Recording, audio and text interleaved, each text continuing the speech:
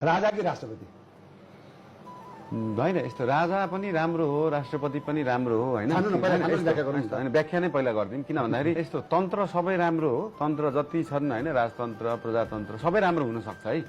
त्यो राम्रो हुनुलाई चाहिँ त्यहाँनिर व्यक्ति राम्रो हुनु पर्यो, त्यहाँनिर जनता पनि त्यही हिसाबले सहकारी हुनु पर्यो। किनभने हाम्रो त जुनसुकै तन्त्र आउँदाखेरि प्रजातन्त्रमा प्रजा भनियो, लोकतन्त्रमा जनता भनियो, मान्छे त त्यही हो नि त। भनेको त हाम्रो सोचाइमा चेन्ज आउनु पर्ने छ नि त। तन्त्र चेन्ज आएर केही पनि हुनेवाला छैन।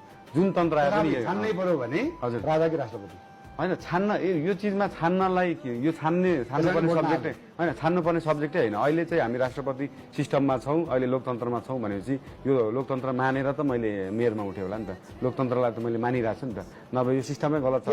भोट नहाल्ने केमा? यसमा पनि होइन, यसमा त अघि कसरी स्थापित रह्यो? होइन, यसमा त मैले छानेर के हुन्छ र? मैले छानेर त केही हुने नै होइन नि त। किनभने म मेयरमा उठ्दैछु, मैले छानेर नहुने कुरा के रहेछ बुझेन भन्ने दर्शकले बुझ्नु। किनभने होइन, क्लियरली सबै कुरा हेर्दाखेरि क्लियरली चाहिँ अहिले चाहिँ नेपालले दुःखै पाएको हो होइन, जुनसुकै तन्त्रमा। त्यही भएर मान्छेको सोचाइ चाहिँ परिवर्तन हुनुपर्छ। पहिला सोचमा परिवर्तन